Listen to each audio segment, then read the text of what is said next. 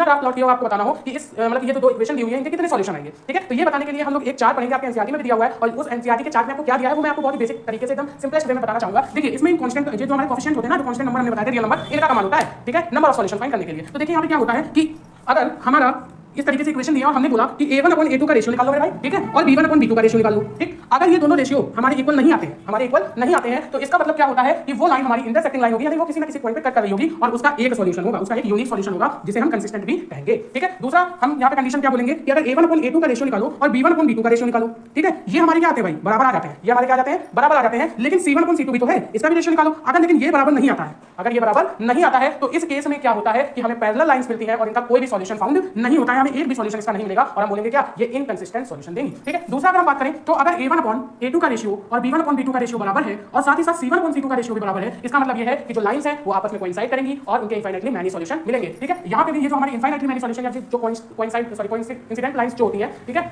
इनको भी हम क्या बोल सकते हैं कि कंसिस्टेंट होती है। ये क्या होती है हमारी, कंसिस्टेंट होती है मेरे भाई, कोई समस्या यहाँ तक, ठीक है। तो देखिए कितनी आसानी से आप चुटकियों में इक्वेशन को देख के बता सकते हैं कि इसके एक सॉल्यूशन होंगे या कई सारे सॉल्यूशन होंगे या एक भी सॉल्यूशन नहीं होगा।